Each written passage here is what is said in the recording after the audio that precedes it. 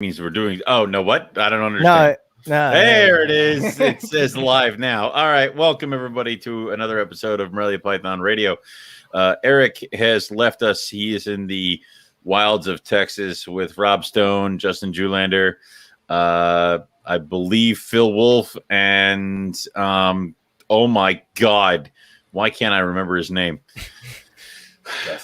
Justin, yeah, Justin. What the hell's wrong with me? Anyway, so they're all out there slowly killing me with their herping pictures, and they know they're doing it.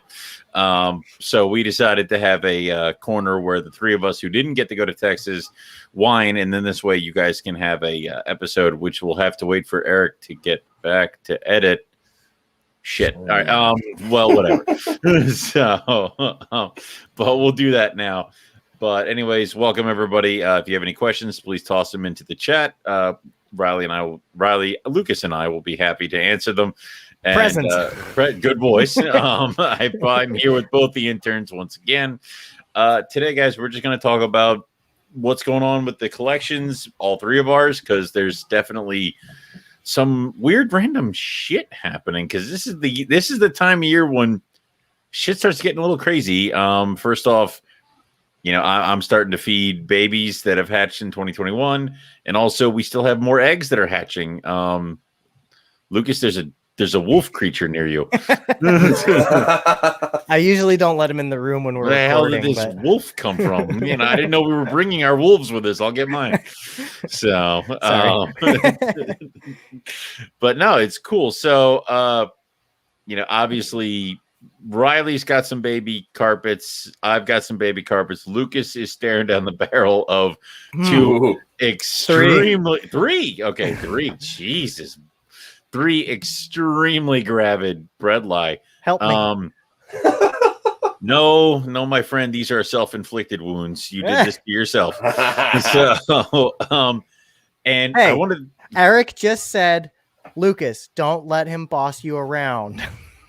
He's not here to stop me, and he can't. He has no power. He's in the middle of Texas. Go to hell. Yes, sir. Yes, sir. That's good. That's good, boy. Justin, wait a minute. Justin Julander is here, but he's supposed to be checking cuts with you can't be two places at once. Go. If anybody can be, Justin. That is true. Go herping. Go do stuff. I don't know what you guys don't be here. This is the non-Texas corner. Yeah, you're not allowed to come in here. Jesus. I have no power. Whoops, I may have said too much. He's listening. He is listening. Good. So let's just talk about that kind of stuff. So obviously, first off, I did try to feed my guys this today actually. I have the clutch of jungles and the clutch of coastals. I did the normal things you would normally go about with trying to feed juvenile or neonate carpet pythons. Super hot fuzzies. I don't like going for pinkies because it's too small. Also, there's no nutritional value in a pinky. So super hot, and I got all but 2 of the coastals out of a clutch of 12 to eat. And I got none of the jungles. So it's like, shit. And that happens. So, Riley, what is your approach to babies? So for me, I like to separate babies as soon as they are out of the egg fully. Mm-hmm. So if I open up an egg box and there's babies in a pile, I start processing each baby one by one. I have tubs ready. I weigh them, I sex them, I figure out what they are, and I put them away individually right away. And then as soon as they start shedding, that's when I start paying attention to their behaviors. As soon as I start seeing at least half of them starting to look at me funny or try and bite me and striking at me, then I start paying attention to, how far we are out since they're shed. And I don't like to feed sooner than 3.5 weeks before or after their first shed, because they just usually not that hungry. Some of them are, but I find I get a better result around the 3.5, 4 week mark. After, I'm watching you, McIntyre. He's watching so hard he can't type. He can know it. Yeah, I mean, he's watching so hard I should know it. But That's that one phrase right there is what lulls me to sleep, Eric. So Well, now here's a question for you guys.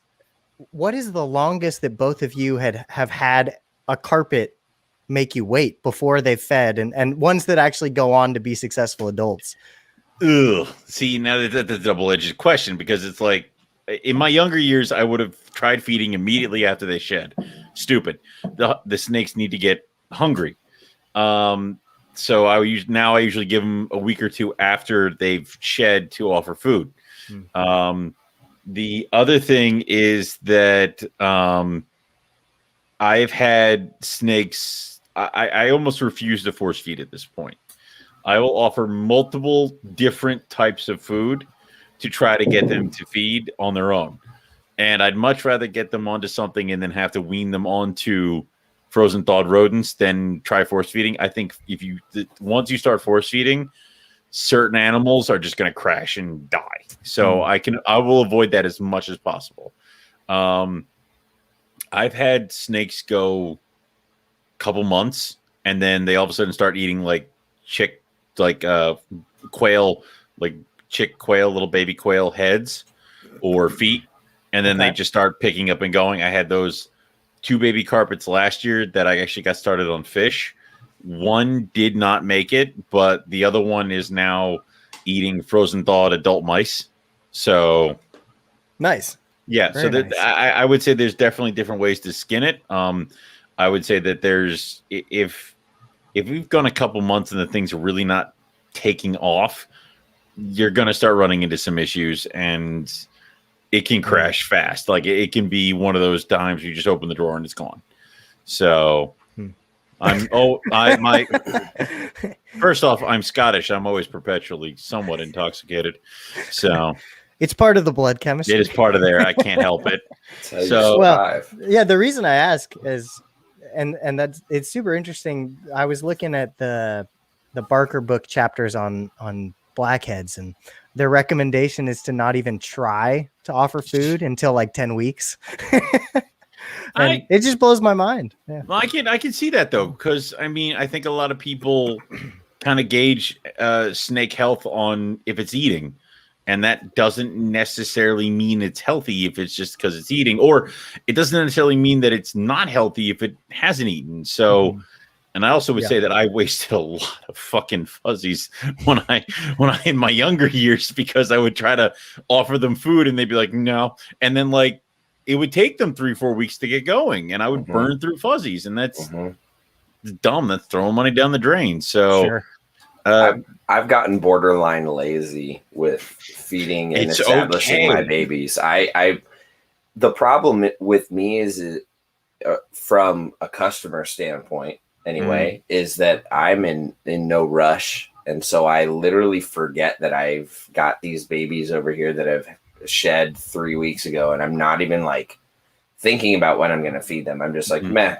there's 2 of them that still haven't, oddly enough. And then like all of these have already shed, but they kind of just do their own thing. And what you were saying earlier about if you're force feeding, I don't think I've ever had an animal survive that was at a stage where it was being force fed.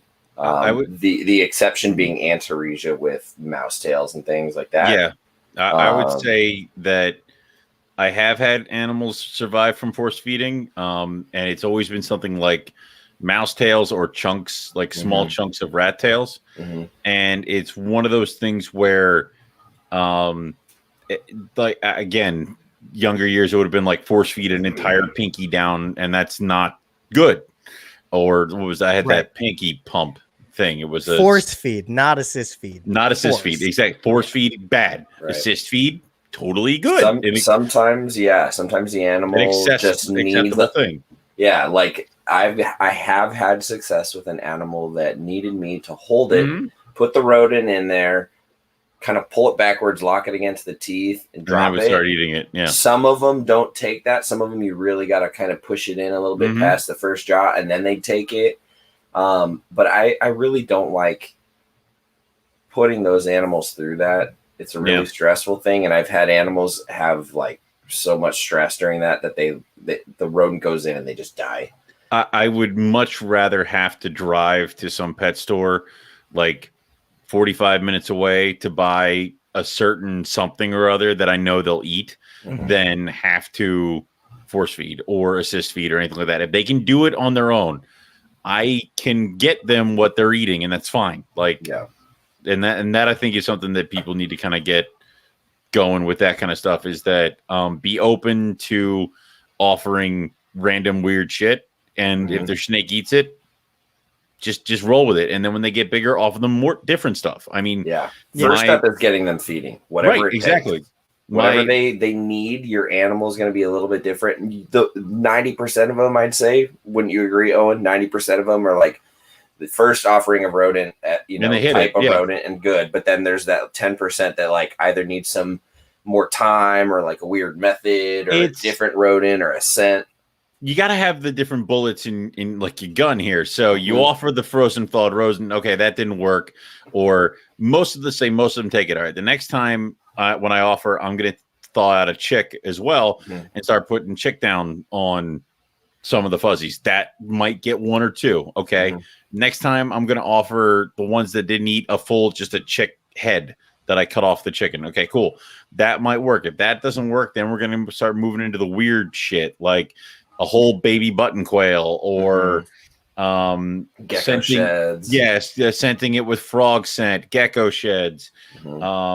Then we're going to start moving into the weird stuff like that's the one I would really start with, live things like this, that, and the other thing. And then eventually you end up with fish and stuff like that, where it's I don't care, just eat it. And then I'll figure it out afterwards. Like, stay alive, and then we will figure it out later on. Right. And I would say that when I was first coming in, there was always the fear that your carpet python would be hooked on mice. Yeah. And that was a big thing. And I actually, when I first started breeding, my thing was that I will feed up my carpet pythons and get them onto rats as soon as possible. And that will make people want the snake more because now it's already on rats. Well, the problem is that when you feed up snakes that quickly to get to the size of a rat, you're not doing them any favors. And then number two, when you're looking at the two options of a rat pinky versus the same size mouse is usually about a fuzzy or a hopper or something like that, the nutritional value between the two, one's a water balloon and one has like bones and all this other stuff. So it really didn't help that anyway. So I mean, I fed up a bunch of babies, but they were pretty chunky little things when they left. But that you kind of shy away from that kind of stuff. So it's almost what's better for them is to do smaller feedings of smaller prey items. And then I say about the age of 1.5, juvenile carpet will eat anything in front of it. So that's when you make the transition over. You go from extra large mice straight over to small rats. Done. So now, Lucas. Yes. While we're on this discussion, what are your fears? Because is this the first clutch of Morelia that you will be doing? In terms of at my home and not at a facility that I'm working not at a facility, not with it's my first clutch of anything. Not a staff, not people to help you. I'm talking. No, it's my first personal clutch of anything. And Nervous? Even at the vivarium, like it was pretty much just like king snakes, corn snakes, children's pythons, like no Morelia. So, well, I don't know. You're like king snakes, corn snakes. I'm like, easy. Andresia, well, you went over there. Like, oh yeah, I didn't have to get those on food, but I saw them come out of the eggs. But yeah, I mean, well, let's just start with this. So 3 gravid Bruttles. One had its prelay shed. The other 2 are deep in prelay shed now. Do you have enough baby bins? Like, do you know what's coming? Like, it is. Yeah, that's the look. Okay.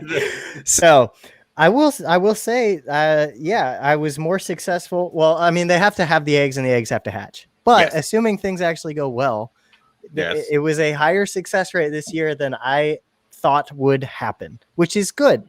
Yes. I have 1 baby rack with 33 spaces. So the answer is no. That's 1 clutch. Dude. Correct. Yes. So I'm gonna need to figure that out, and I'm gonna be calling Zach as soon as he gets back from his field trip. Maybe by the time those hatch, you can bring some over here. Well, I might have space. The issue that's one clutch. So you also have many weeks to correct your problem. The issue is also, what if there are twins? Like, I mean, like there could be twins. There could be twins. And honestly, man, like the one in that top cage over here, I call her Adele, spelled like the sausage brand, not the singer. You know the ones I'm talking about, the pre-cooked sausages. So good. Okay. Maybe it's a West Coast thing.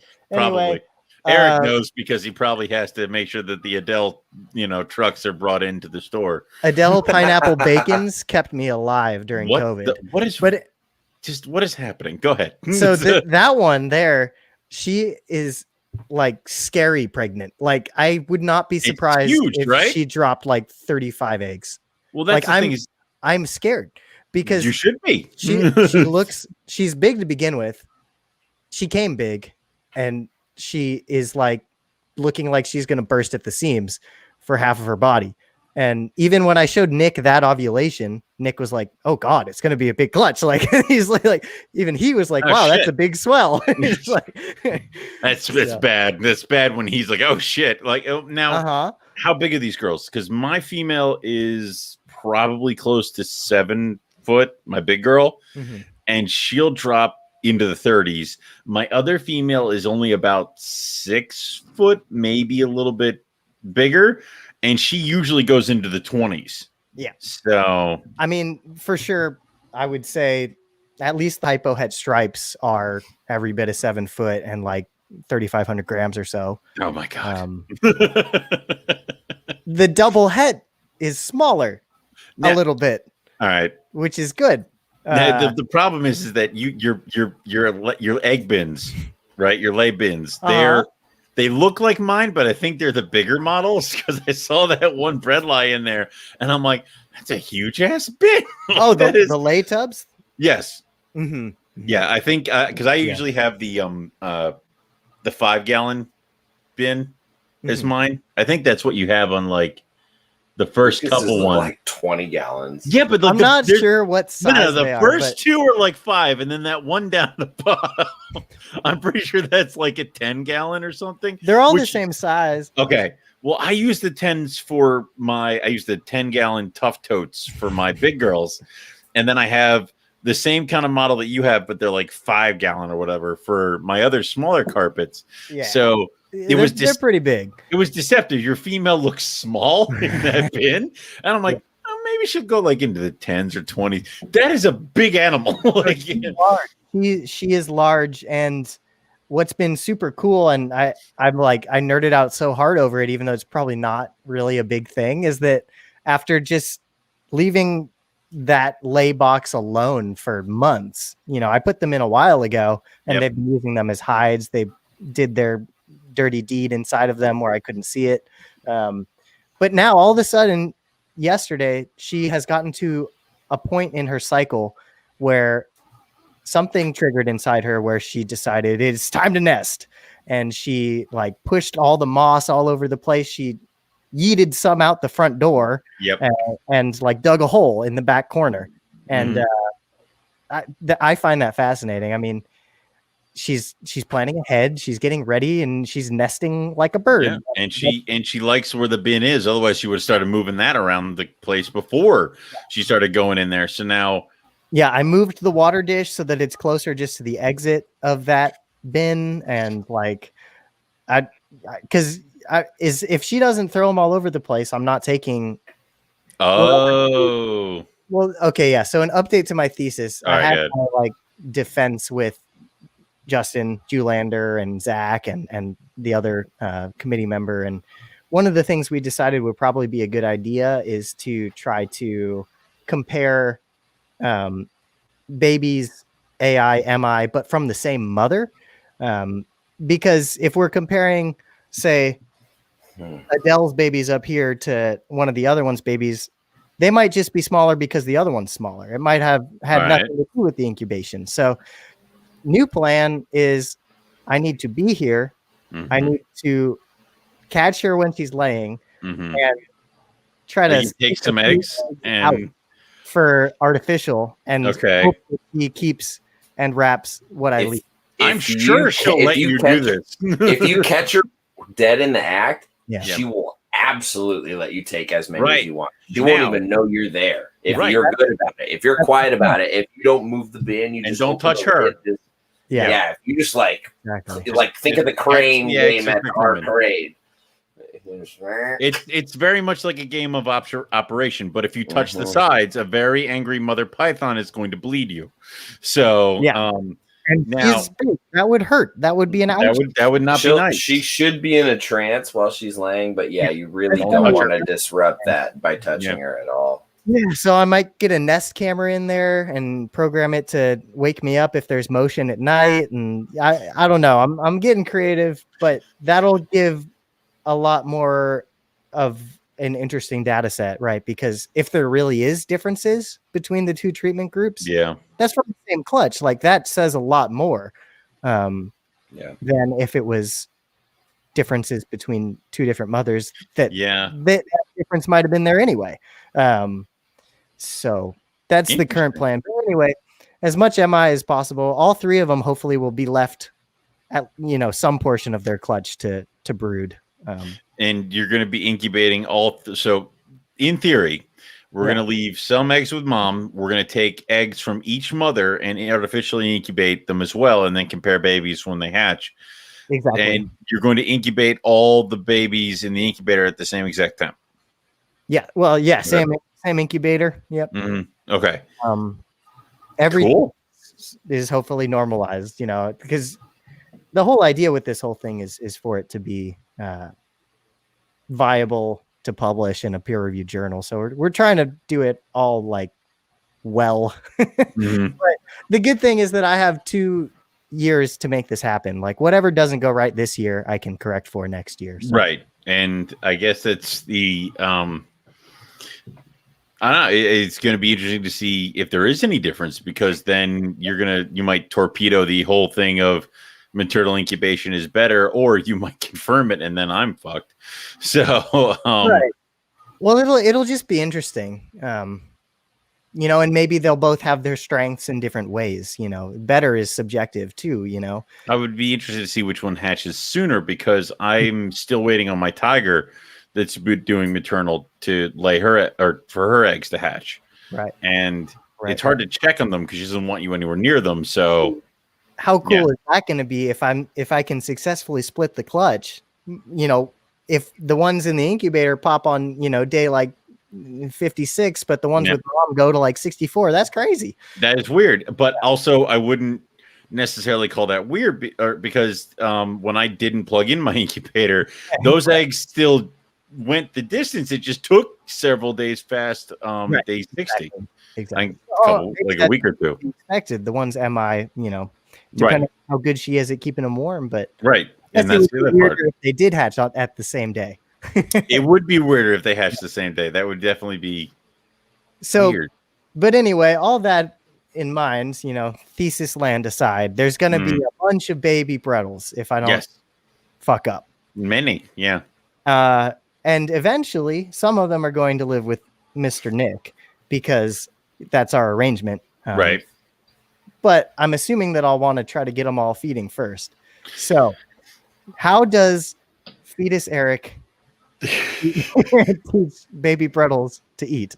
I mean, I would say if Nick's cool with taking as many as Nick wants, non-feeding, box those suckers up and get them out. Do not do anybody's work for them. I mean, if anybody can get a bread life feeding, pretty sure it's Nick. You got a point. Yeah. The other thing I would say is that, and this is something that Eric and I were told numerous times, breadlie like food super freaking hot. Mm-hmm. And they like it larger than you would normally give to a python their size. Right. So if it's a baby breadlie, you immediately start with a fuzzy, like big fuzzy. How long do you wait after the shed? A while. When I do it, like I said, it's usually 2-3 3 weeks after post shed before I even offer, just because again, I don't want to waste any fuzzies. And also some of them bredli are very skittish and very shy.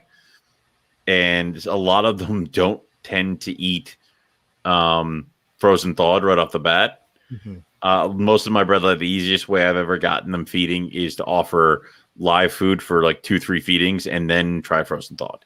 Okay. But some bredli are afraid of the live mouse. They're very weird little snakes. Right. And then after they start rolling, I mean, they're tiny little red assassins in their little bin, but it's the first like couple feedings that they're like, no. And it's like, what? No. You're like, so yeah, it's definitely been that weird thing. I would say that the het stonewash were so much harder. Interesting to get rolling. I don't know why, but like the normal bredli like would hit everything that moved, and for the het stonewash, I went and I got them all live hoppers, because don't just get live fuzzies. Live fuzzies is stupid. It just sits there and twitches. You need movement. You need something darting around and doing all that stuff. So I went and I got some live hoppers, and 2 of them ate out of like 20, and I'm like, cool. Now I have all these, like, and that's why Owen breeds mice. That's what. No, God, no. Owen doesn't breed mice because he spent time in a laboratory. God, no. Have you ever had to resort to your other methods for your bredli? Never.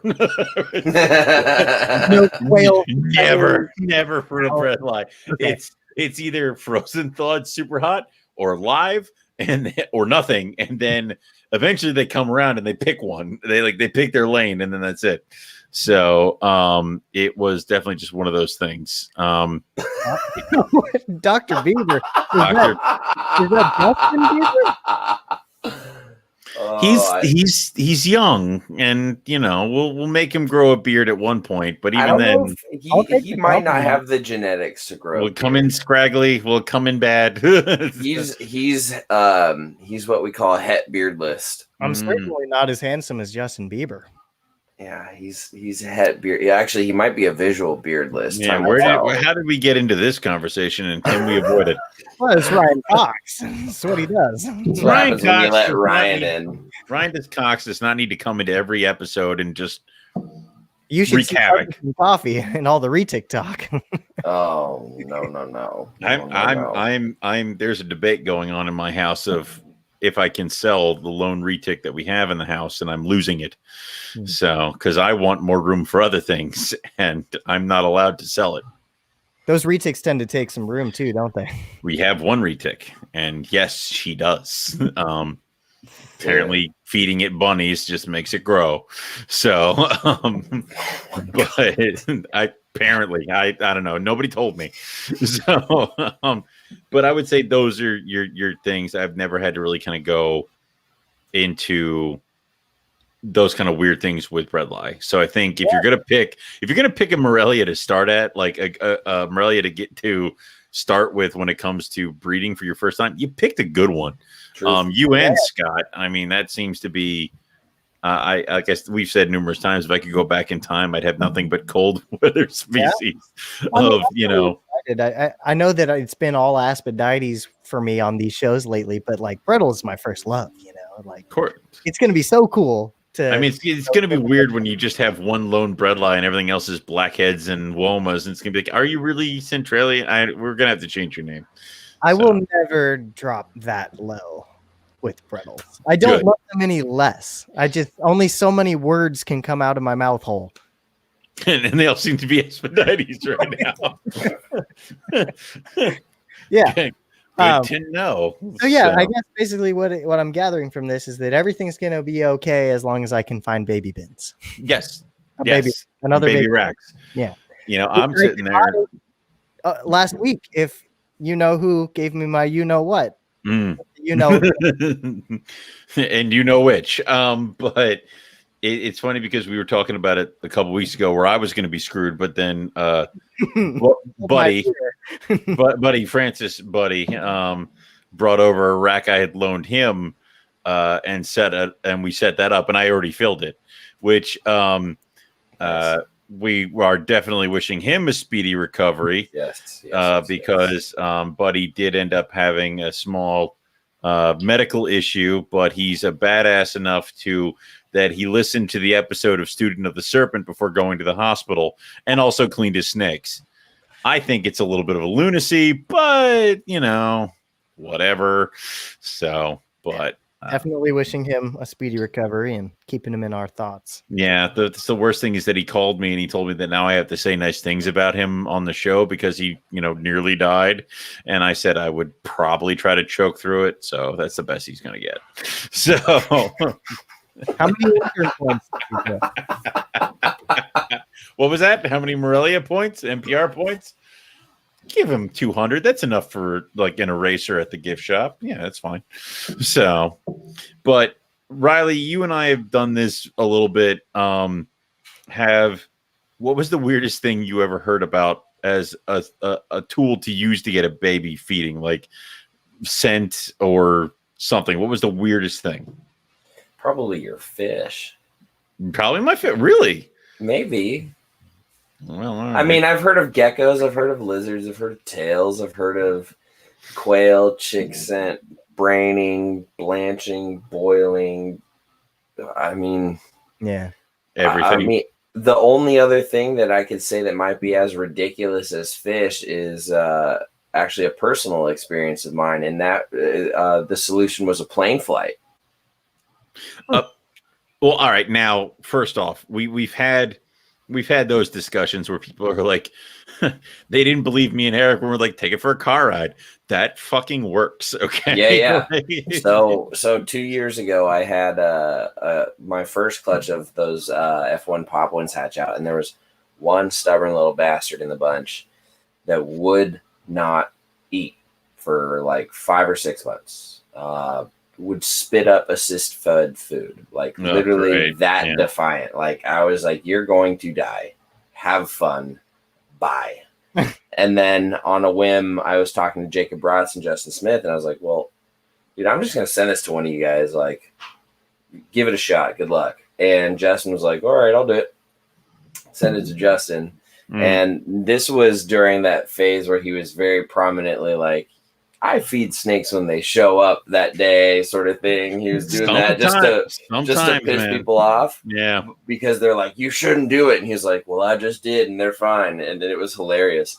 And so this snake shows up. He feeds it that night. It eats. And I just like, God damn it. I don't have an answer for that. I don't have a biological explanation. I don't have anything in natural history books. I don't have anything geologically, geographically.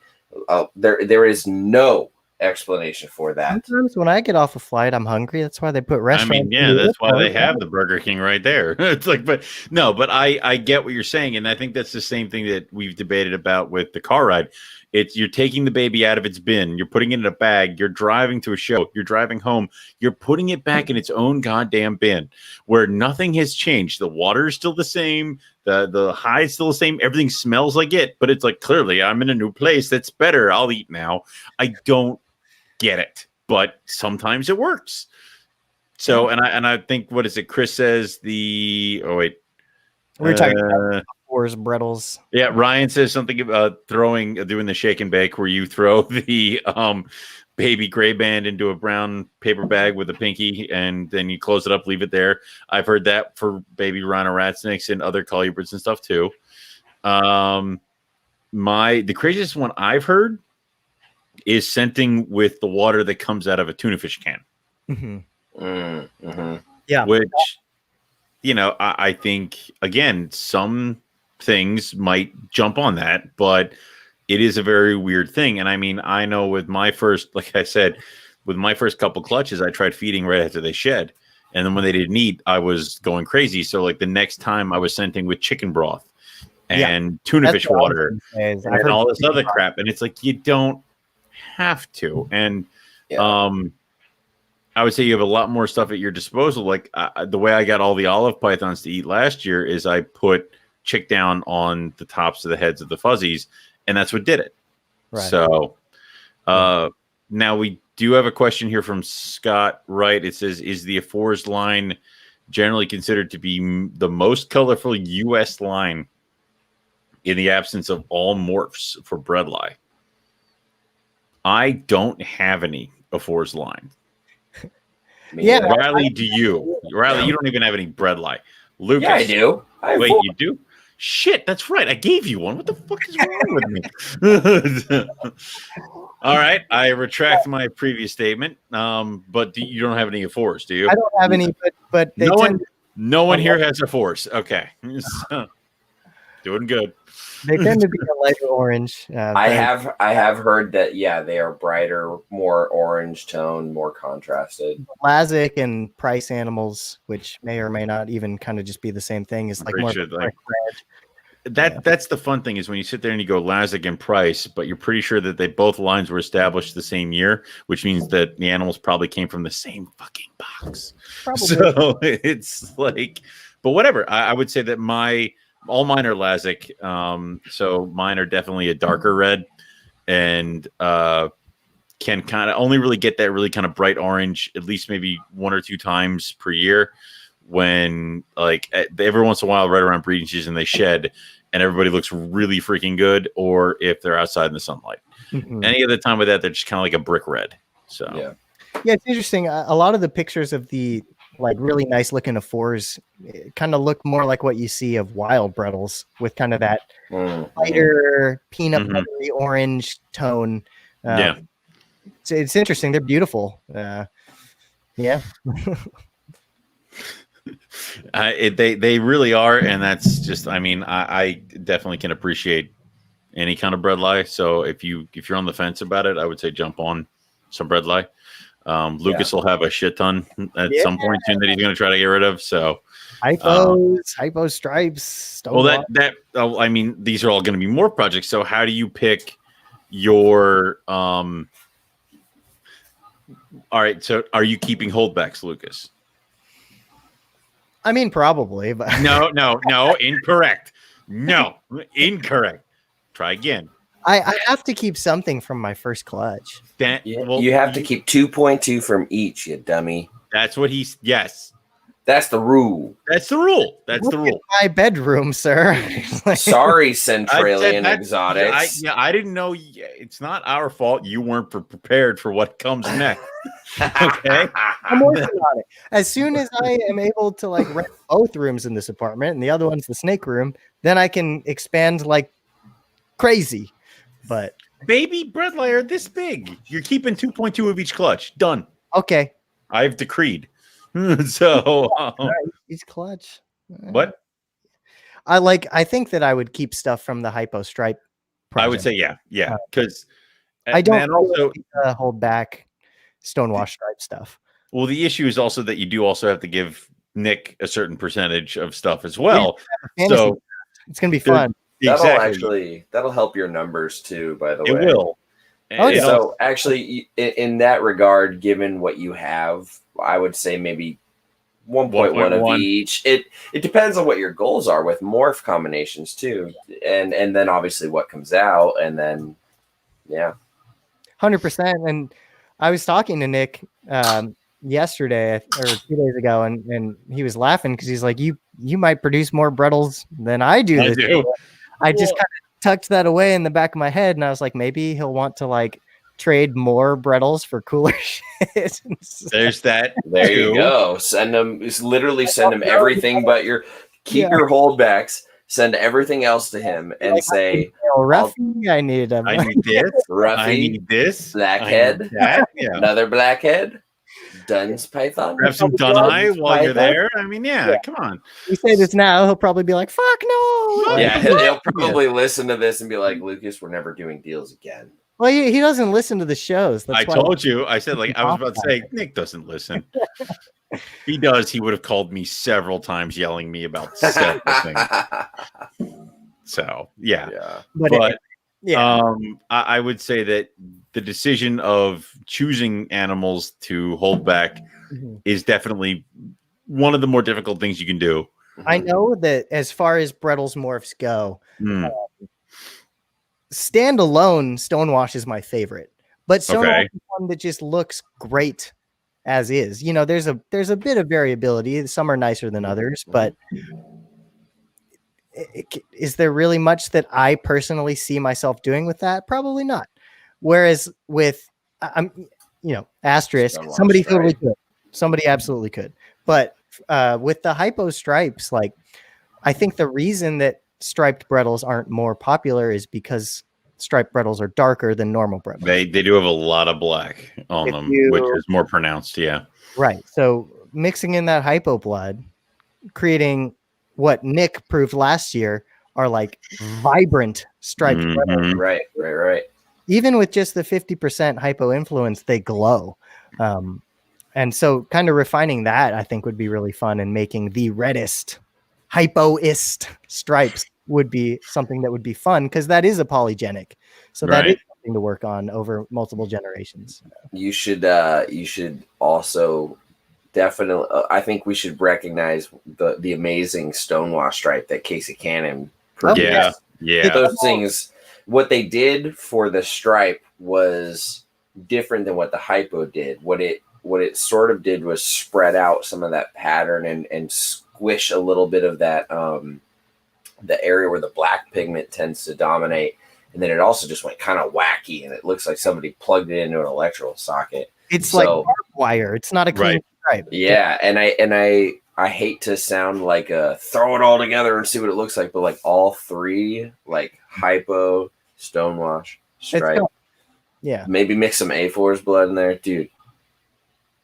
Right. Well, I mean, keep in mind, guys, is I have a pair of 2018 full blood hypo het Stonewash coming up. Yeah. So it really is going to depend on what you need and what you can negotiate yourself to keep. What I love is that there's always one animal in a clutch that you're sitting there and you're like, I don't need any hypo, like Stonewash or hypo stripe. I don't need that or this other thing, or even I don't need another Stonewash. And then one animal hatches, you're like, this is the best Stonewash I've ever seen. And it's like, no, like I can't. Until we see what little heads pop out of the eggs, it's all just guesswork. Of course. Exactly. And the problem for me is it's always tigers, where I'm like, I don't need any more tigers. I have two clutches. I have two. It's so hard. I have two clutches of tigers coming, and one is I need something from that. Exactly. Well, the clutch is tiger bred through a tiger jack. Okay, I might get one or two tigers out of that look okay. All right, but I'm gonna get a lot of I might not even get any. I might get those ones that have the weird broken up stripe. But my other tiger clutch is that one female that when she was coiled around the eggs, if you looked at her, you got dizzy because everything was spinning because she has a stripe that goes all the way down. And my male that is just as good. Now that clutch, half of it bombed, like all infertiles that just crashed. But I have about 5 or 6 eggs that are going the distance. And I'm like, I could use like 2.2 tigers, right? Like I could just keep these. and you hate selling snakes, so you can just give the rest to your intern. That's the worst problem is that, I hate selling snakes. I hate selling snakes. Like today, somebody messaged me off of Morph Market, and it was just their zip code. It was just like how much, and I'm like, that's what kills me. Like, come on. And I responded with, hi, shipping is going to be this much. If you want pictures, you can go to my website here. If you have any questions, please let me know. I got no response. That's pretty nice. Like for you. Yeah, it was. That's the way it should be done. I think my head was, I had a head, I had to move railroad ties before that, so I think my brain damage. Oh boy, more to Buddha. Oh my god. Well, we decided the tortoise needs to move outside, so the easiest way to do that would be to put up railroad ties to keep him controlled. And I'm thinking railroad ties are like the little wood things that you put in your garden. Melissa went and got repurposed railroad ties. Those are the freaking pieces of wood that they're like stringers, like cut in half. Like the trains go on. and they're all used and repurposed, so they're all like thick, like pressure treated, weathered. oh my God. And we're setting these things up so that the tortoise can thunderfoot his way around, and I have to drill holes in them. We have to put stakes in there so that he can't get out. And it's just like, and I'm moving this up the hill, and I'm like, I think I love you. I don't know anymore. But, you know, my snakes never needed like a tree in the backyard. So, but yeah. Different level. Well, of I'll take pictures once we're done. It's actually looking pretty cool. Nice. So, but nice. Mort but Fort. anyway, Love the Mort Fort. he's just a adorable tortoise. So, but it's definitely one of those things with holdbacks. I always end up keeping an animal that I'm pretty sure I didn't need. So, like this clutch I had of caramel jag het exanic to het exanic.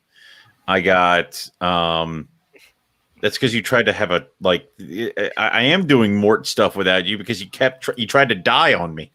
Hey, You lazy. Yeah, there he is. See, he's a flash of life. But you missed all the nice things I said about you in the earlier episode. So, it's true. And I will not repeat them. So he can go back and listen. It's recorded. I'm gonna have it edited. I'm gonna put a note. Have a note for Eric to edit it. It's just gonna be nothing but beeping noises. So anyway, I forgot where the hell I was. You were talking about your caramel jag het exanic, right? Head exanic. It's like I got the babies, and I'm like I need a female exanic jag. But then there's some other females that like exanic stuff, and I'm talking like pure blood exanic. It's silver, it's gray, the eyes are freaking white, and I'm like, I could use some more of those. Like, and it's bad. It's bad. We don't need any more. Yeah. So, but it's just one of those things where we are all limited by our space, and unless you're going to start selling some of your older adult animals when the younger ones get up to size, you're going to have to let some animals go that you might not have, or somebody else in your shoes would have kept. So I think the tricky one for me will be if I'm lucky enough to get that double visual, right? Because in theory, if that girl drops, I think 16 eggs, one of them should be that. That's the odds. That's odds though, and those can. Oh yeah, no, there could be none. There could be three, and right. In my zebra clutch, my zebra jag clutch, I got one zebra, no zebra jags. Wow. 3 jaguars. Wow. Yeah, you never know, but that one would be where it's tricky for me because I wouldn't know what I want to do with that. Yeah, that would be tough. You mentioned Casey's. I think Casey's got them. Nick made a few. I think this gentleman named Paul Crawford has a few, and that's it. That's the other part of being on the forefront of a morph project is that you also need to take into consideration what the other people who are working with the project are doing and where you're going to be and what the next step is. I mean, Riley, how do you go about choosing holdbacks?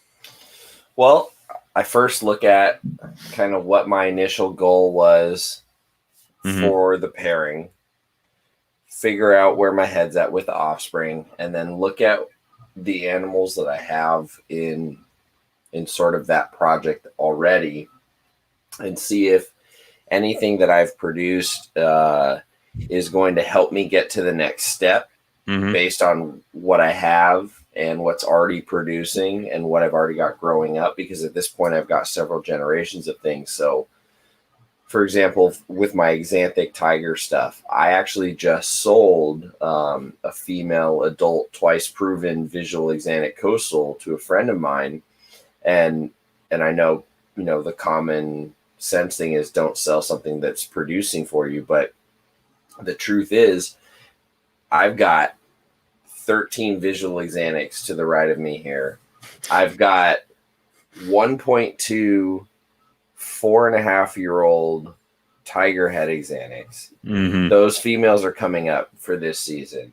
I've produced a few things like some visual, Xanthic male that I held from last year. I've sold off a couple tiger hets that were the only stripes that I've produced out of these, because as we know, the Xanthic stuff has a lot of Rockhampton in it. So heavily banded, very little striping. And this recent clutch, I got no striping which is even less, than the one before, but I got more visuals. But anyway, it's very interesting. That's just a side note how the polygenics work. But my thoughts is like, if my goal is the Axanthic tiger, then what I can do is make some visual Axanthic female and males that have tiger blood in them from their parents, and then mix that in with the tiger het. So I moved on that visual female because I've got 2 tiger het females in the saddle ready to rock this season, and they're going to at least produce some kick-ass tigers. And given that I have 2 of them, odds are good I'll at least be able to land a pair or 2 of visual Axanthic tigers that have nice striping that I can hold back, and then keep going with that, keep raising up these visuals, diversify that bloodline a little bit with the 2 stocks that I have, and really fine tune it. But the whole point is, I had a goal in mind at the beginning. I acquired some animals, and what I did was I held back more than I knew that I needed last year. Make sure that when this clutch came out and it hatched, that I knew what I could get rid of and not screw myself and shoot myself in the foot based on my goals, and just, over planning, over holding back. You can always sell something a year later if you held it and you don't need it. Like, to me, if it's a clutch that, like, obviously you're splitting clutches with Nick Lucas, so even if you get a 30 egg clutch, that's only 15 eggs your way. So, like, it's not a ton at that point, but you can still hold back a pair or 2. For me, I try to always at least keep back the 2.2 nicest of a clutch when I can, even if that means selling a male or a pair, a year or 2 down the line, just to, recoup whatever I'm trying to do, or if they're just not cutting the mustard for what I was expecting, or I need space, things like that. There's a lot of reasons, but and there's also worst thing to do is to find out that you've sold too much when you needed it. Yeah, or something happens and the male dies and you don't have anything to help, and you have to repurchase something to get back into that project. The other thing I would say is that it never hurts to raise a male to 2 years old, breed him, and then sell him as a proven breeding male. Yep. Because, I've done that before, and then you have the genetics and you can move them along. So 3 or 4, though. What was that? In the case of Brettles, that'd probably be 3 or 4. Yeah, it would be 3 or 4. But that's, again, something else you could possibly consider with that. Yeah. It's definitely one of those things where I think I find myself more and more holding back animals from clutches, and then usually about a year is when I start deciding which ones can go and which ones can't. And it's weird because you see the group go from, like, the baby rack to, like, my juvenile rack, and when it does that, it goes from, like, 6 to 3. And it's like, because I decided these other ones don't need to stay. And then from the juvie rack, they go over to, like, the 32s and the 41s, and every once in a while you see that group of 3 go to, like, a group of 2, and you see these things move in clusters around my room, because that's just where they are. Like, all the babies that were in the 32s from about 2 or 3 years ago are now in 41s. All the babies that were in the 41s are now in my 3-foot and 4-foot cages. Some of those animals I had to get rid of because it was either that or displace some of my older animals, and some of my older animals I did. But it's just something that you need to kind of, it's almost like every year you have a group of animals that you're starting with all over again, and they all kind of grow with each other, and you're moving them around your room and your collection and stuff like that. So it's almost like treating it, horse breeders and stuff like that who do, like, race horses and stuff like that. They have a year stock, and that's, everything is done off of the same year and things like that. So it's kind of going through that. And it's weird to consider because next year I have 4 or 5 females to go next year that have never bred for me before. It's my tiger head Axanthic's going to go, and a bunch of them. I'm glad that Riley reminded me about the Rockhampton stuff in the Axanthic, because I was wondering why my Axanthic Jags were the most banded freaking Jags I've ever produced. And I'm like, damn, that's a busy pattern, and they have a lot of saddles. Yeah. But it's because all my other Jag stuff has had some hint of tiger blood in it somewhere. Mm-hmm. So, well, that's why I kept the visual exanthic male that I did out of everything, because I've got so many females. I'm like, I'm not worried about it. I'm looking for the right piece, you know. I kept this visual exanthic male because one, he was one of the few visuals, and two, he was the only one that had even a couple sections that were sort of zigzag connected because of that heavy Rockhampton influence.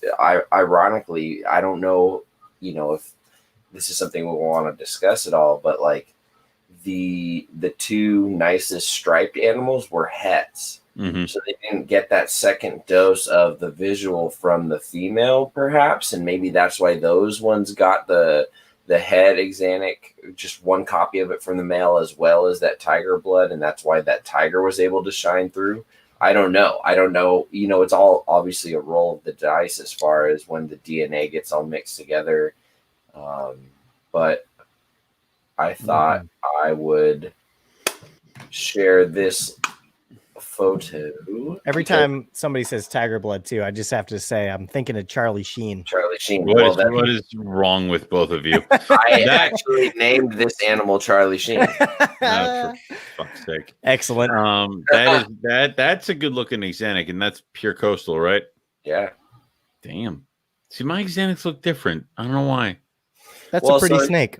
So here's the thing.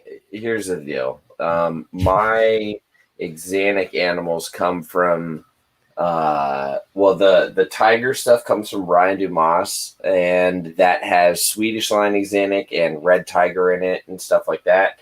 My female that was the one who produced the two clutches for me, the visual, came from Todd at Psychotic, and those animals come from Ollie. And his stock was, although in the same year, slightly different than what Paul got. Yeah, and my stuff probably looks different because also I do have caramel mixed in there too. I've never produced a pure exanthic to exanthic. The only ones I've produced have been caramel. Another one of those genes, dude. Yeah. Like, have you thought about that? Yeah, that's another one of those genes that really pulls away from the striping. I mean, that really could be the answer to that. Yeah, I know, and that's just one of the things that's driving me insane because I have really nice caramel. I have a bunch of really nice super caramel Jags, and I'm just like, I can't breed you to each other, so I'm just kind of trying to figure out what to do with them. Which we do have a question here from Buddy. It says, what do you think is an ideal number of pairs for trying to perfect a morph project? I would say it depends on the fucking morph because that's true. Like if we're talking about an incomplete dominant or a simple recessive, I'm trying to perfect Jag. You can do that in two pairs. Like it's let's unpack it. Let's just say that there's a new morph on the scene. Who cares what it's called? And it is an incomplete dominant. We'll just do that because that tends to make it more challenging because anybody can reproduce it, right? Right.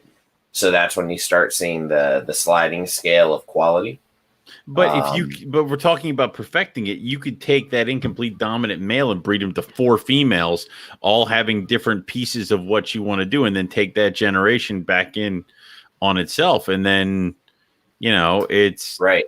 So that's exactly my point. You could get the widest variety in one generation and really screw yourself or do a really good job depending on what you keep and what you define as quality. Yeah, you could really screw yourself, right?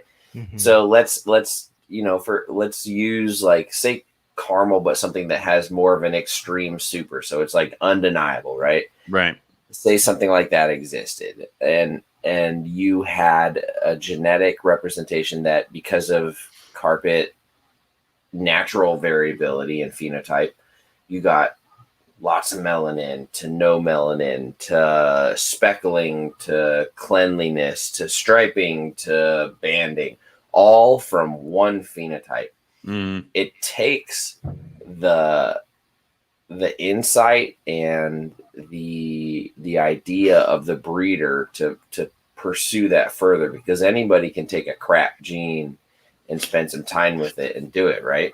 And reproduce it. And then it's also going to take your first gen females 4 years, your first gen males 2 years, and then your subsequent holdbacks over those years. So it really depends on the morph.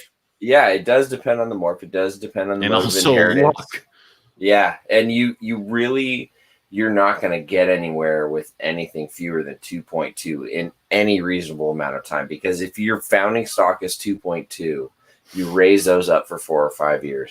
You produce 2 clutches. You raise those up for 4 or 5 years. Meanwhile, maybe breeding those other ones 1 or 2 more times, and you're raising those up.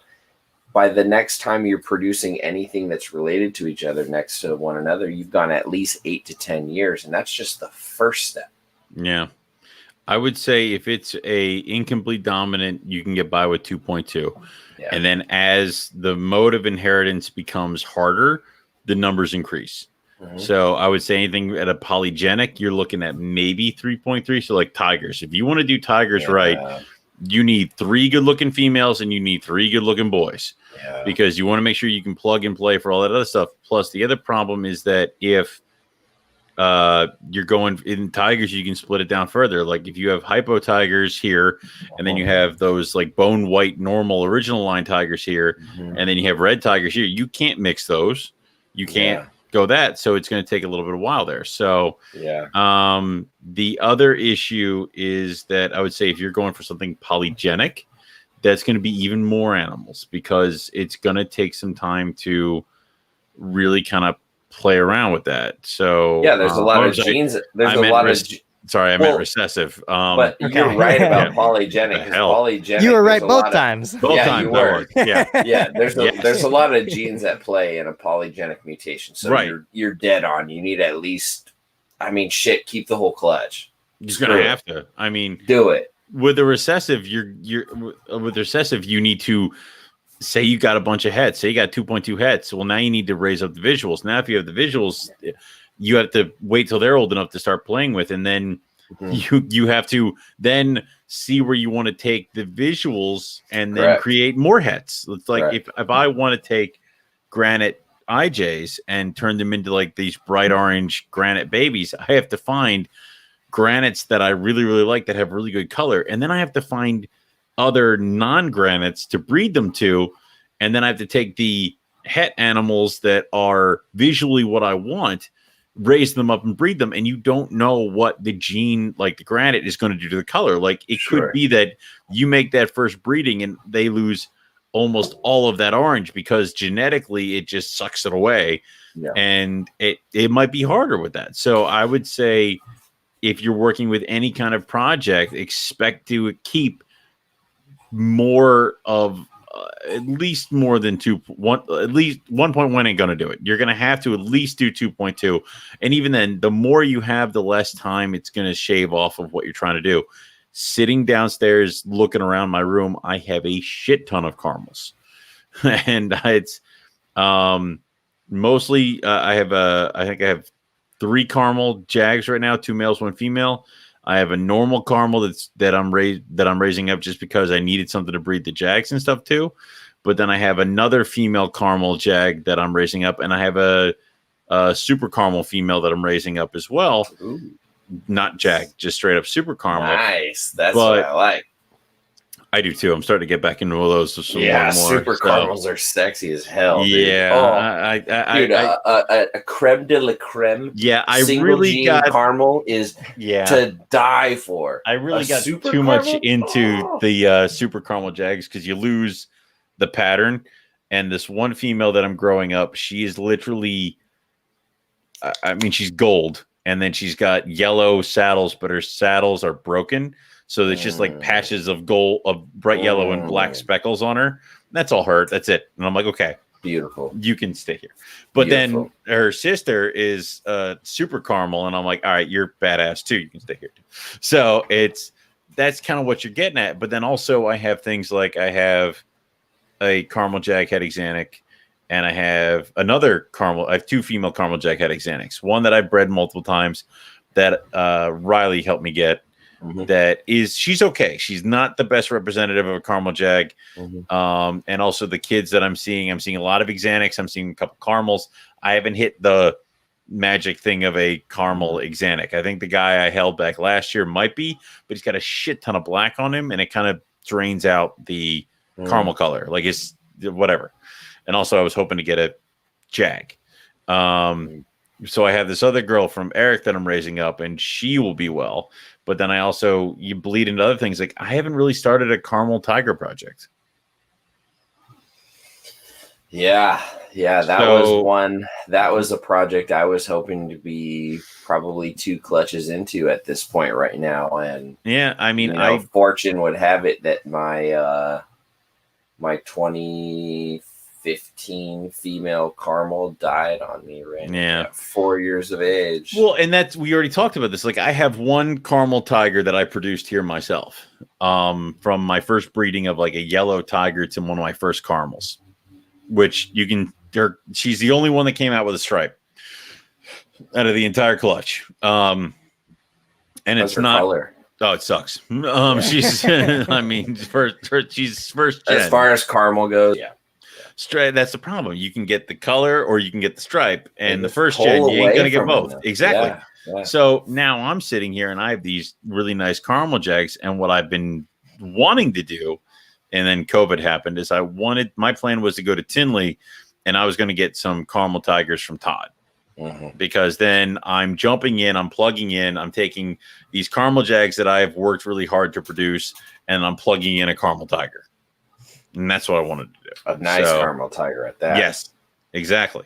So luckily I didn't get out to any of those shows. But I know Eric Kohler has a few. I know there's a couple other people around here that are doing that. So I will possibly try to do that. So, Yeah. Caramel tigers was a big project for me until a few animals passed away unexpectedly, and you're on an Apodora kick right now. I don't even want to hear from you. I am. So I was going to say I haven't had either of those, so I haven't done that project either. Well, you're the Bredli Aspidaites half of this whole little thing, I was just thinking about it. I'm really excited because every year for the next few years, I'm going to have something new that I could actually maybe do. Like next year, I could actually maybe do Womas. Then the year after that will be my first year of blackheads. I'm going to be insanely proud of you. Also, it's going to be a huge punch in the dick if I immediately send you my Womas and you're like, they're breeding like crazy. Oh, and I have so many eggs. I'll have this girl too, the one on top of my head. So 2 girls that would be ready next year. Just your boy's a question mark, and the boy is a question mark, and that's just one of the shit kick is that he's bred my female twice. Yeah. First clutch looked great, but all died. I don't know if that was them or me. So it could have been either or. When you say they look great, like did you cut them open? Are you talking embryos look great or just no? It was just the shell looked great. The eggs themselves looked really good, but then like they slowly petered off, and like then one just kind of like, and I never saw any veins when I candled them. Okay. So my money is on that they were those slugs, that really wonderful slugs that really hurt you, that look at like really good eggs and then just die. Fully shelled and fertile. Yeah. And then I didn't get anything out of them last year, and then this year 8 slugs. Okay. Yeah. And they were the slugs, like obvious slugs. So well, it presents an interesting situation. I could try to put your boy with this girl to see if he's the problem or if she's the problem. If she's the problem, then I intend to gloat horribly to Melissa, because there's another Woma here that was here because she believed that my male was useless. And that male is that we were raising up to replace him. And then I'm finally like, listen, Womas are leaving. So, yes. I see. Yeah. So it would be kind of funny to see. But again, moving him across country might be the kick in the ass that he needs to Who produce knows? viable sperm. Yeah. So And who knows? do you cool your womas? Do you cycle them? Yes. Okay. Yes. Yeah. I was I'm wondering. very mean to all my snakes come winter. Right. Some more than others. Because I could see, like, if people don't cool their womas deep enough, I could see that being a problem with sperm production. But I would agree. I don't know. So I don't know. When Lucas yeah. said the woma on his head. Oh, yeah. No, well, Reading comments, live streams. listen, Owen is always the problem. Regardless of whatever animal is breeding over here, it would be doing much better if it was somewhere else. Owen is completely the problem. I mean, let's. We even look at Nick. I mean, I've sent 2 males over to Nick in the same year he's got them to produce clutches. One was the rough scale python. Yep, one was the rough scale python. The other one was the Macklot's python. And the wonderful kick in the pants is that I ended up buying offspring from both. Like it was like I have that new baby Mac, and I'm like, I owned your father. What's wrong with me? Like this sucks. Like I should really stop doing this. So it is what it is. Certain animals are not going to breed for you. Certain ones are. Right. What is it? I had the Chinese king rat cycle and lay slugs, and I'm like, you weren't supposed to breed till next year. So what the hell? I didn't even do anything with them. Yeah. So yeah, it's exciting, and if your boy turns out to just be a natural blank shooter, I've got some other boys that I'm really excited about coming up, but it's going to be a few years. If he becomes one of those tease males where all his purpose is to do is to go in there and rile everybody up and then get hooked out of the cage, that they have purposes. I have 2.2 Timor pythons now because I intend to use the male that I got from Rob is not too far behind. I mean, I say that, and he seems like he's not too far behind. And then I actually got a good look at my female, and I'm like, my adult female today, and I'm like, oh God, she's huge. So I may not use him. I may not put him in there because I fear for him. But his shed's going to get tossed in there because that'll piss off my male. Yeah. Oh yeah. Maybe that's what they need. So who knows? It could be. I know blackheads combat. Do we know that womas do any of that business? I would say any kind of python is going to have some form of combat. I haven't come across that yet for womas. Well, it might not look like combat in the same as Morelia. Like we all think of combat. We think of cobras. We think of carpet pythons, where they're all standing straight up and they're all twisting around each other. Exactly. Have you ever tried to combat a jag? No, my jag tried to combat itself. I had a zebra jag and a jungle that I thought was a female, and I also had another jungle that I had 2 jungles that I thought were females. Well, it turned out my normal jungles were 1.1 and my zebra jag was a male. So I put the zebra jag in there, and he lays on top of one of the other jungles and Nero's. So he lines up, and then he flips over, and he's laying on the other jungle on his back, and he's just kind of twitching all over him. And the other jungle male is just kind of laying there, and he's like, I don't know if I don't know if he didn't feel right, punching this guy or, getting into a fight with somebody who was having a seizure on his back. So, and then that's when I pulled them, and I wasn't sure if that's what I was seeing because it just seemed really weird. So I threw the female in with another proven male, and they started combating in the traditional sense. So, it might not look the same. It might just be that they kind of slam each other around or push each other around. Plus, I've also the sire to my caramel clutch last year, I put him in with one of my proven males, and they hung out in the cage for 2 months, curled up with each other, all this other stuff. Nothing happened. I put him in with one of my proven females, and they locked up. And I'm like, well, that was the problem. It's like, that's why I didn't get any clutch out of you guys. You can't really even say. Who knows? Yeah. There could be. Scott here just said combat for sure, and that there might be a video on his YouTube. There you go. Combating. So there's that. Oh, there you go. So it's a Woma combat. All right. Awesome. It makes sense. I mean, it'd be weird if blackheads did it and womas didn't. That would be odd. Yeah, that would be a little weird. I have not used combating as much as I think I should have, and it's something that I would definitely want to get into when it comes to certain other of my animals. Like maybe I'll finally get my one olive male off his ass to start breeding if I piss him off with the other proven male before.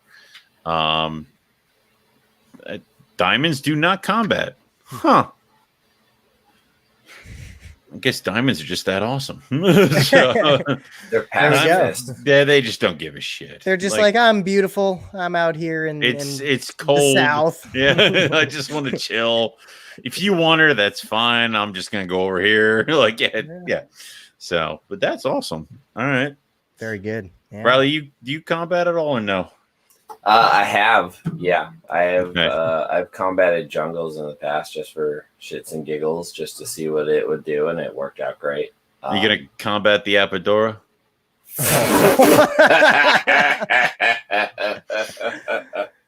This guy, the comedy. Well, I mean, it's. I sent Riley the nastiest shed male of all time, like full skull and crossbones for his brittles. So really? Bad. Yeah, that was nasty. Yeah, my room started breeding fruit flies the next day. Thanks. Well, you know, you gotta. That was foul. I tried to help. It stimulated them, but I don't think I got them cold enough. Personally. You know what's hilarious is that I found a bag yesterday of Madagascar giant hognose sheds that Riley sent me in order to get my animals to breed, and I'm like, oh shit. Sitting there fermenting. Shit. No, it was just in a sealed bag, and I guess you vacuum sealed them. I guess they didn't piss on them or anything because it was just a snake shed in a bag. And it didn't really smell like anything or anything like that, but it was just like, oh yeah, I was supposed to use these to try to entice them to do something, and they just did it on their own. So some animals might need a push, others kind of just you get them near each other. Yeah. So yeah, every animal is different. Every animal has its own sort of level of motivation. It seems. I mean, I haven't gone on my soapbox about snake confidence in a while, but I think every individual has its own level of confidence, and the more confident the male, typically the more you'll see it. They'll be very outward and going towards a female and breeding. I've got a Darwin male who seems to lack a lot of confidence, and it takes a while for him to kind of try to breed her, and he's very shy and easily disturbed, and it's just every year it's just a crapshoot. So there's just animals that'll breed a rope, and there's animals that won't breed with the best Marvin Gaye and an entire cage full of 20 females. It's something where certain animals, like you said, like we already said, will need a push, other ones just don't. And I would say that you don't ever really kind of ditch a breeding male that is one of those easy ones, because they're the best switch hitter. Oh my God, this male sucks. Well, toss in, Old Faithful here, and he'll figure it out. So that's why I was so excited to find out this last year that my male blackhead is just like girl. It's funny when my one buddy who kept monitors, his one male blackthroat would literally try to breed any animal that came by. So its cage was on the bottom, and the rhino iguana walked by, and it would just express out its hemipenes and stuff like that, and start just rubbing them on the glass. And if you've ever seen a freaking blackthroat monitor, it looks like a pitcher plant, and it's just like what? And it's all on the glass. And this is a male iguana that's walking by, and it's like, dude, are you serious? You need to chill. That's nasty. Dude, sometimes you have those boys that are just don't care. I'll try it. And those are your good breeders. So keep those ones. But All right. You guys have anything else you want to toss in here, or do you want to kind of cut it a little short of the 2 hours? Well, we were talking about what we had coming up for the season. Did you want to wrap up with? I mean, we were talking about Lucas's huge mistake of Free Bredley. Well, yeah, he's doomed anyway. There's no mistakes. Only happy accidents. What have you? All right, Bob Ross. All right, yeah. What have you doomed yourself with, Riley? Yeah, Riley. Yeah, Riley. If that is in fact your real name. I haven't doomed myself with anything, although I think I might have doomed some Crebo eggs. Oh, no. I'll get 4 babies no matter what. Explain. Right. Yeah, don't know I more. have 4 eggs that are perfect. The rest? 9 eggs that are on some grade scale of looking funky, but I was like candling them the other day. They're all solid. They're not like deflated, but some of them are discolored and just kind of off looking. Nothing gets thrown out until it gets slimy and smells. Exactly. That's why they're all there. Nothing's growing mold in any fungus sort of crazy way. They all have density and weight to them, so they're all stand. And I've switched up, the bins and kind of adjusted a few things. So I hope I didn't screw that shit up too bad. But there's also the whole unknown of how good were those embryos to begin with. It's really difficult to candle an egg with a crystalline structure around it. I imagine that would be a little difficult. Yeah, it's really hard, dude. It's really shitty. I've tried. It's tough. And then so the clutch that started my year off was the Poplin clutch. Oddly enough, everything but 2 has shed out of that, and there's just 2 that are like, no, we just exist. We don't need to shed. No, we're Screw good. You. And meanwhile, the entire Citrus Tiger clutch is like shed and ready to go. I have had animals feed before their first shed. If the entire clutch sheds and it's been 3 weeks and there's still like 1 or 2 holdouts, feed them. And then you know what? It probably sheds like a week or so after. Yeah, that's been my experience, and it was actually the same clutch of Poplins as last time too. Yeah, definitely. Yeah, so this whole Citrus Tiger clutch is all shed out by they shed out a long time ago. They're all sitting there, and the Poplin clutch is a few weeks older. I guarantee you this whole Exanic coastal clutch will shed out before those last 2 Poplins. Actually, you want to hear some crazy odds on an Exanic clutch? Yeah. So male tiger het Exanic to a female visual. So if we're doing Punnett square odds, kind of playing with some polygenics with tiger, basically, what is that? 75% should be visual Exanic, the rest should be hets, and then there should be some smattering of tiger in there. Mm-hmm. 0 tigers. It's like my zebra jet clutch. I'm like, I should get at least 1 zebra jet. Nothing.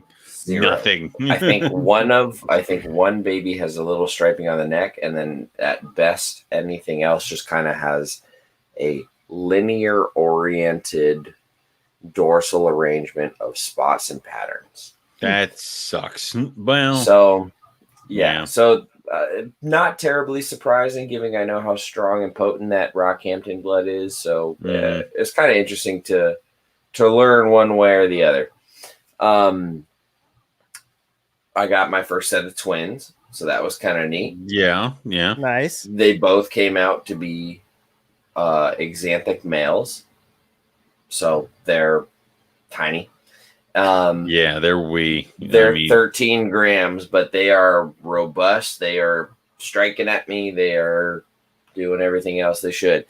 So it was 14 eggs. I got 15 babies. We're looking at what should happen. 75% of 14. What's that? Like 11, roughly. 10 to 11 babies should have been. Yeah, I got 13 Exanics and 2 hets. Okay, that I like them odds, but no tigers. Yeah, it's a little shitty. Wild, strong in the visual Exanic, but weak in the tiger, which I'm not surprised, because in order to make the tiger het, you had to take a tiger cross to Exanic. You've already worked at 50%. put that to an exanic, you're down at 25. So like I get it, but dude, nothing. Yeah, I mean, and that's unfortunately the problem with polygenic shit is that, or even just clutches in general, like you just might not get what you're trying to get. Even if the odds are really, really good, you might only get one or none. And that's, you got to play that. Like I might do the same exact pairing next year, that zebra jag to that jungle, and I might get 5 zebra jags. Like it's just, it's that roll of the dice. Yeah. And it's weird because like this season I still have a bunch of shit that is still coming out of the incubator. So next up is the tiger clutch that's doing maternal incubation. Right on those heels are the hognose, the Madagascar hogs. So after that, very quickly in the beginning of July is the olives. Then I have 2 more clutches of carpet pythons. Wow. And we ain't even gotten into that. Like my Cali King is going to explode with eggs any day now. And I have a corn snake or 2 that's going to lay eggs as well. Well, you know where to send stuff if you need help. Don't worry, there will be many wholesaling because I'm already looking at. I have a shit ton of normals. It just I didn't get good odds with 2 of my clutches as far as I have a lot of normal animals, and then I also have a lot of normal jaguars and stuff like that. Like I bred the one jungle clutch with the stripe, one jungle with the stripe jungle. I didn't get any stripes, but I got some cool little zigzaggy kind of patterns, which if you breed them to other stripes, you're probably going to get some good stripes. There's something to be said for that, in that that bloodline behind that animal. The animal might not express striping. So out of all this exanic stuff, the only thing I might keep is a female visual that might have some dotting and a stripe oriented, because although she's not a tiger per se, although I could say, but like not really, it's 25% at best, Right. It's better than what I started with, which was 0% tiger in there. Exactly. So they might go for that, but then I also have the zebra jag clutch where I have 2 coastal jungles, 1 red zebra, and then I have 3 jaguars. Cool. What happened to you, Owen? I mean, we love to work here for you, but Eric did this to me. He poison pilled me and did this to me, and I'll have my revenge. I just don't know how. Maybe it was. Maybe we'll look back on this and be like, "Look, nobody knew it, but this was so good for you." Shut up. Hey, olive pythons are cool though. That's a good thing. Yeah, we like those. Those are 14 eggs that are going strong, man. And I'm like, cool, shit. I'm about to have 14 baby olive pythons. Like that is. Last season, you moved those pretty quick, though, no? Yeah, but I only had 8. Well, yeah. Dude, olive pythons. That's only 6 more. It's fine. Papuans and olives. Yeah, olives are beautiful. I enjoyed the baby olives last year. Olives are cool. And I'm going to enjoy them this year. And I keep laying groundwork with a few people who have stuff that I want, and I'm like, they're like, I don't know, I kind of want olives. I'm like, I think you do. I think you do, because I want that. Like, yeah, there you go. Wheel and deal, man. Wheel and deal. I think that's what happened with several of my olive pythons. Actually, the striped jungle male this year that bred 2 of my females was part of a trade. I sent an olive python to Billy Hunt. And Billy gave me that jungle, and that jungle bred with 2 females this year. So I'm like, yes, worth it. Yeah, absolutely worth that sale. Yeah, so, that's the fun part. Once you get past your 3-year hump of entering the hobby and the breeding, and then you get into breeding and producing. Then you get into your 2nd and 3rd and 4th year, and then you get to the point where you're producing your own stuff from your own animals. And then at that point, you've realized you've been wheeling and dealing and trading with people. Next thing you know, you've got a whole network of, well, I want this, so I'll just send somebody this, and the next thing you know, like, you can get what you want. Oh yeah, well, I'm getting all the baby carpets at least 2 feedings, and then I'm contacting several people and being like, I am wholesaling this many animals for this much. Would you like them? And then they're gone. Because I need to focus on things like the olives, the Madagascar hogs, because God only knows how that's going to go. And these are my trial runs. So I have 7 baby Mad Hog eggs. Mm-hmm. And keeping all of them. Yes, I am. Well, not maybe. Maybe. Okay. Maybe. But that's my trial run because Riley's sending his adults over here. So next year, I want to make sure that I have a good showing of Mad Hog babies. So I'm talking like I want to clutch from every girl. I better know what the fuck I'm doing if I'm gonna have that many. Be doing a better job than me. If I'm gonna have that many Mad Hogs coming down on me, I better make sure that I know what's going on here. So, yeah. Do you want some Brettles? No. No. In case I forgot Lucas wasn't here. I have one. What did you say, Riley? I said in case anybody forgot Lucas. Lucas is still here. Yeah, We'll chime in there. I actually. I'm trying to stay relevant. I have one bredli female, my proven female, numerous times over. I'm holding on to her. I sent my other female bredli on loan because I didn't have anything for her to do. So, but I also have a female stonewash that I've been raising up. And I have a male stonewash. So I'm hoping next year she'll have enough size on her to breed. She's definitely old enough, but she's just been very slow growing. So I just sent my stonewashed female to my friend's house. Yeah. Because my stonewash really didn't have anything to do because I bred him to my one female and I made the het stonewashes and they took forever to sell because a lot of people just wanted normal bredli as pets.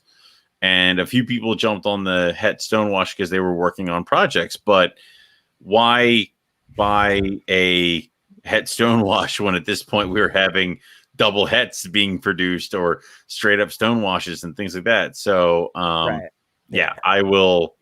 I don't know. I'm going to wait for the female stonewash to get big enough and then he can breed with her. Until then, he's just hanging out. But it's fine. Well, all right. Yeah. Yeah, no, I don't want your bredli. I can't take blackheads. God damn it. I need space, guys. No. Blackheads? No, I can't. I can't do it. Not today. One day. That's it's a crime against yourself to not have a blackhead. Well, I got the womas because I wanted a blackhead, but I didn't want to deal with blackheads. And then I'm like, I hate these things. But why? What is it that you're afraid of? Blackheads are easier to keep. Well, to be honest, I probably would be all about the blackheads now because they would probably plug into my beautiful like Crebo and Blue Beauty and Mad Hog and freaking false water cobra type of feeding where it's like, here's your bowl of food. Here you go. Yeah, that's how I do it for a lot of them. There's a little drop dish. I am trying so freaking hard to train the false water cobra to not freak the fuck out when I put the bowl in there. Yeah. No. Hey, Lori Tarini has successfully target trained a few falsies. She's doing it with one of the other grad students in my lab. Male. My female's actually really chill and really kind of shy, but my male is a psychopath. And the problem is that because I like them and I feed them, they're starting to get a little large. So they made them. No, it's not, because then it's like the problem that comes is that I have multiple animals now that need larger cages, that need to go into the bigger bins, that need to go in this, that, and the other thing. And I keep thinking about where the pythons are going to go and stuff like that. But then I totally forget that the colubrids are coming right up on their heels faster. Yeah, and your falsies are going to need something bigger than probably 99% of your pythons. Exactly. So eventually the falsies are going to have to go into some sort of 6-foot cage or something like that. At least. At least. So that's a problem because I don't have any room for that unless I want to ditch a pair of olive pythons or a pair of Timor pythons or something like that. So the only thing is to just kind of keep them as small as possible until we can get out of here and get to a bigger place. And then I can expand. So it's shitty. We're all playing that game. Yeah. Yeah. Getting that little space crunch. Well, and that's the other problem is that like I have the Crebo right now and the Blue Beauties, but then I just moved the Chinese king rats into bigger cages, and they're already growing like weeds. So too many snakes, too many large snakes, Too many snakes, and yet not enough. Not enough. That's like I have too many large snakes. Do you want a pair of Argentines? Ooh, like no. Why won't someone stop me? Like, Nope. That's the problem. Is I come to you people. I'm like, should I get I this? enable you. Yep. Yes. It's after 9 o'clock, Riley. We're not even allowed to be talking. Oh, that's right. Yeah. Sorry. I'm down. I'm down to go. That's the rule. All right. Well, is there anything else you guys wanted to throw out there, discuss, anything like that? Other than in case y'all haven't noticed, Carpets and Coffee didn't happen yesterday. It's because we're moving to Fridays at some point, probably this week, depending on Eric's return and how that all goes. But are you guys going to start doing Fridays after? Like you guys said, like 4 o'clock or something with that? That's Your the time? working plan. It'll be later in the afternoon. Okay. Yeah. It's going to be 4 o'clock Western time. Yeah, something like that. Yeah. All right, cool. Yeah, Pacific Standard. So our Aussie brethren will be able to tune in. Our East Coasters will be able to tune in, and I'll get all hopped up on caffeine way later than I need to be. Good. So you guys won't be sleeping. Good. Yeah. So it's Carpets and cocktails. There you go. I mean, I've seen Eric drink a pot of coffee at midnight and then go to bed. So that's crazy. There's something wrong with that boy. I can pound an energy drink at like midnight and still pass out. And yet I have a cup of coffee at like 5 o'clock, and I'm up till 4 a.m. No, I can't do caffeine like after 3 p.m. Or it's just like then I'm awake and jittery. Yeah, it almost helps me go to sleep better sometimes. It's because something's wrong with you, man. Anyway, it's that blood chemistry. It's that neon blood. Thing. Something wrong with that. So, Carpets and Coffee will be switching around, but we'll keep everybody talked about that. We'll let everybody know what's going on with that. MPR, obviously, this is going to be your episode for this week, which probably won't be released onto the podcast till next week when Eric returns. Yes, Lucas. I'll throw just one really quick thing out. If any of the listeners are anticipating Woma or Blackhead clutches this year, get in contact with me. I'm trying to do some data collection, and I'd love to talk to you. Thank you. That has been a public service announcement. Okay, yes. Welcome. Thank you for coming to my TED Talk. Yeah, that is all. That is all, as you were. So definitely check that out. This will be the NPR episode, like I said, for this week. We'll be back to the regularly scheduled programming when Eric is back next week. We're obviously going to have an episode talking about the Texas trip. From what they were telling us during the show, they just found, even though I've yet to see pictures and I'm pissed off, they found a blacktail. Yeah, it sounds like they found an Arizona blacktail. And they found a Western Diamondback. So, and that was plenty of horned toads. Yeah. Who cares about the freaking horned toads? Show me rattlesnakes. Show me snakes that when we show Nipper, he'll cry. So please don't hurt me. Anyway, so niche. Yep. Obviously, we're going to be back up with some more episodes of Colibri Corner, of Lucas's show, whatever the hell that's called again. Lucas Palooza. Good enough. Student of the Serpent, as well as all the other shows. If you are not a Patreon of the chat, subscribe to our Patreon, please go over there, give it a like, and sign up for the Inland tier, which means you get invited to our monthly YouTube private YouTube discussions. So we're going to start doing those. Also, there's the Teespring store where you can get all kinds of cool merch, like the shirt that Riley is wearing, the Rogue Reptiles t-shirt, like the shirt that I am wearing, the Morelia shirt. Lucas is not wearing a shirt. He didn't get the memo. So I'm wearing a shirt. Jesus Christ. Jesus Christ. Dad. Shut up. So you can go check out all those, get all the merch there. There's MPR stuff, Carpet Fest stuff, EB Morelia, Rogue Reptile stuff. Go purchase those. Also, Please like and subscribe to the YouTube channel so you'll be alerted to things like the live streams, like what we're doing right now, as well as other cool video footage. Obviously, Eric is getting a bunch of footage of his trip to Texas. And we're going to take a bunch of video footage of all the other stuff that's going on. Other unboxing videos are coming that we're going to do when each one of us gets a new snake, which we keep buying because it is the MPR vlog. Yes. In fact. Gluttons for punishment. I actually am going to be filming one on Thursday. Excellent. Give me lots of fun things to edit. I hopefully will not be bleeding. So, but we'll see. So yeah, that's all we have for everybody tonight. So we'll say thanks all for listening and watching, and we'll catch everybody back here next week for some more Morelia Python Radio. Good night. Riley, push the button. Oh yeah. Bye.